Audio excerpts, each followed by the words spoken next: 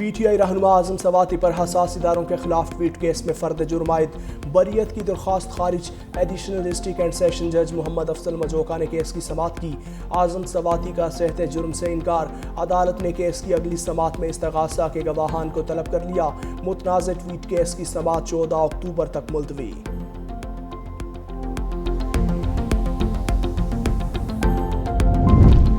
صدر ٹرمپ کے ساتھ خوشگوار ماحول میں بات ہوئی۔ امریکہ تجارت، آئی ٹی اور دیگر شعبوں میں سرمایہ کاری کے لیے تیار ہے۔ جنرل اسمبلی میں خطاب کے بعد میڈیا سے گفتگو میں وزیر اعظم نے کہا، صدر ٹرمپ کا پاک بھارت جنگ بندی کرانے کا فیصلہ جنوبی ایشیا میں پائیدار امن کے لیے اہم تھا۔ امریکی صدر سے ملاقات میں معیشت، انسداد دہشت گردی، معدنیات، اے آئی ٹی اور کرپٹو پر بات ہوئی۔ پاک امریکہ تجارتی معاہدے باہمی مفادات کے تحت ہوں گے۔ وزیر اعظم شہباز شریف کی چینی ہم منصب لی چیونگ سے بھی غیر رسمی ملاقات۔ چینی وزیر اعظم کی شہباز شریف کی تقریر کو سراہا۔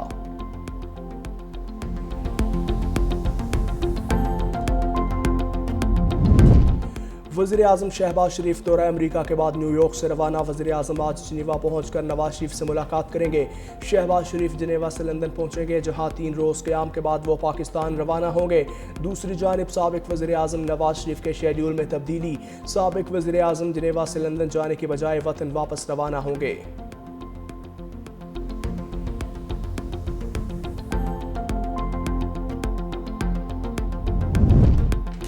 پاکستان کا غزہ میں فوری جنگ بندی اور کشمیریوں کو حق خود ارادیت دینے کا مطالبہ۔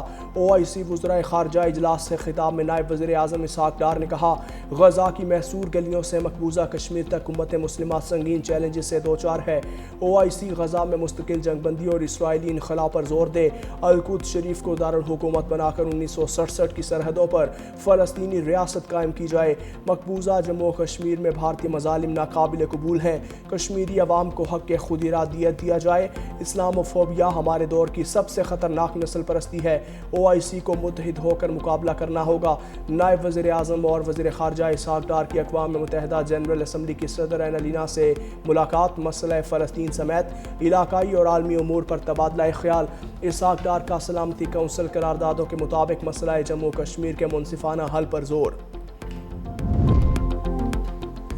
DGISPR کی جامعہ القرآن نقوہ لاہور کے علماء اور طلباء کے ساتھ خصوصی نشست۔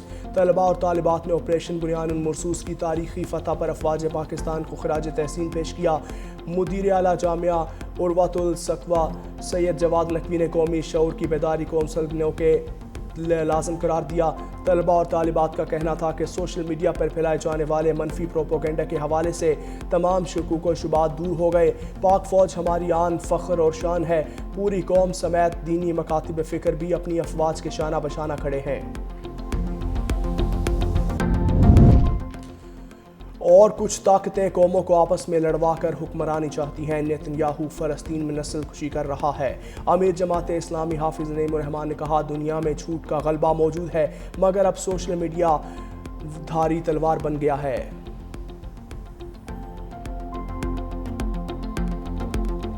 کی بنیاد پر آزاد کشمیر کے 33 لاکھ رائے دہندگان کو یرغمال بنا کے، صرف جلاؤ گھراؤ اور پولیس کی نفری کی کمی کو بنیاد بنا کے، خوف و دہشت کے سائے میں اگر آپ اپنا منشور نافذ کرنا چاہتے ہیں تو یہ سیاسی عمل ہے یا یہ مافیائزم ہے۔ انہیں پرتشدد احتجاج کرنا ہے تو ریاست اس کے لیے بھی تیار ہے۔ انہیں پرامن احتجاج کرنا ہے، دے آر موسٹ ویلکم۔ انہیں گفتگو سے معاملات حل کرنے ہیں تو یہ آئیڈیل ترین بات ہے۔ اس میں کھلے دل سے، فراخی قلب سے ہم ان کے لیے ہم ان کے منتظر ہیں۔ جوائنٹ عوامی ایکشن کمیٹی کے ساتھ گفتگو سے معاملات حل کرنا چاہتے ہیں، لیکن اگر جوائنٹ عوامی ایکشن کمیٹی پر تشدد احتجاج چاہتی ہے تو اس کے لیے بھی تیار ہے۔ وزیر اعظم آزاد جموں کشمیر چودھری انوار الحق کی 365 نیوز کے ساتھ خصوصی گفتگو۔ کہا، عوامی ایکشن کمیٹی اگر اینٹی اسٹیبلشمنٹ نہیں ہے تو اس کے پیچھے وہ تمام قوتیں کیوں کھڑی ہیں جو فوج مخالف بیانیاں رکھتی ہیں۔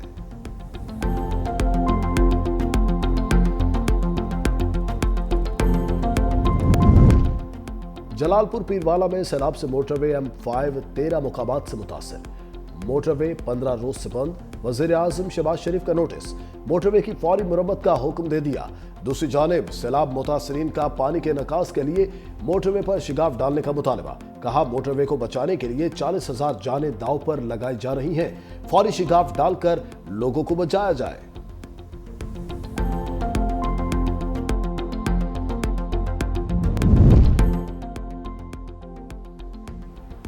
پاکستان میں سیلاب سے تباہی، چین کا بھرپور امداد کا اعلان۔ چین پاکستان کو 10 کروڑ یوان مالیت کا اضافی امدادی سامان فراہم کرے گا۔ ترجمان چینی سفارت خانہ کے مطابق امدادی سامان قدرتی آفات سے نمٹنے میں مدد دے گا۔ جس پالیسی کا اعلان چیئرمین صاحب نے کیا ہے اس کا فائدہ کسان کو بھی ہوگا، اس کا فائدہ پاکستان کے مزدور کو بھی ہوگا، اور اس کا فائدہ پاکستان کو صاحب حیثیت ہر خاندان اور ہر شخص کو ہوگا۔ یہ صرف کسانوں کے لیے نہیں ہے، یہ صرف ان کاشتکاروں کے لیے نہیں ہے، لیکن یہ پورے پاکستان کے لیے ہے۔ سندھ حکومت کا کسانوں کے لیے 55 ارب کے ریلیف پیکج کا اعلان۔ وفاق سے گندم کی سپورٹ پرائس مقرر کرنے کا مطالبہ۔ وزیر سندھ شرجیل انعام میمن نے کہا، گندم امپورٹ کرنے پر قیمتی زر مبادلہ خرچ ہوگا۔ گندم کی کاشت کے لیے کسانوں کو ریلیف دینا وقت کی اہم ضرورت ہے۔ کسانوں کو سپورٹ پرائس نہیں ملے گی تو وہ مہنگی فصل کاشت کریں گے۔ پیپلز پارٹی سیلاب پر سیاست نہیں کر رہی۔ بلاول بھٹو کی باتیں پنجاب حکومت کو عجیب لگتی ہیں۔ بلاول بھٹو کی پالیسی کا فائدہ کسانوں کو ہوگا۔ پریس کانفرنس میں شہباز شریف کی جانب سے ماضی میں عالمی امداد کی اپیل کا ساٹ بھی چلوایا۔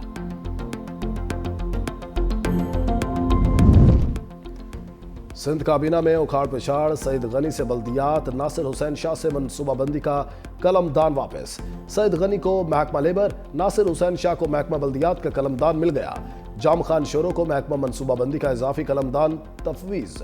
مخدوم محبوب زمان کو محکمہ خوراک کا قلمدان الاٹ۔ صوبائی کابینہ میں نئے رکن کی تقریب حلف برداری۔ گورنر سندھ کامران ٹیسوری نے اسماعیل راہو سے حلف لیا۔ تجارتی معاہدے میں پیش رفت کے لیے بھارت روس سے تیل کی خریداری بند کرے۔ امریکہ کا بھارت کو پیغام۔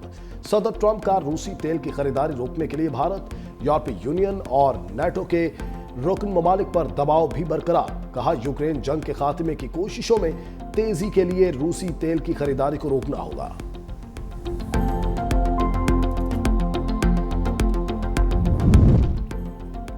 غزہ پر اسرائیلی حملوں میں مزید تیزی، 60 سے زائد افراد شہید، درجنوں زخمی ہو گئے۔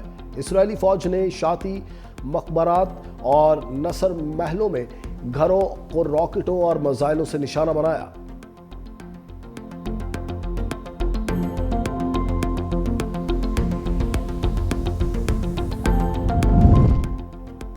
پاکستان سمیت دنیا بھر میں سیاحت کا دن، شمالی علاقہ جات جنت نظیر وادیوں سے کم نہیں۔ گلگت بلتستان سے سندھ، پنجاب سے بلوچستان اور کے پی، اونچے پہاڑ، کراچی اور گوادر کے ساتھ ٹھاٹھے مارتا سمندر، سونی دھرتی کا ہر کونا سونا، دنیا بھر کے سیاحوں کو دعوت دیتی وادیاں اپنی مثالات۔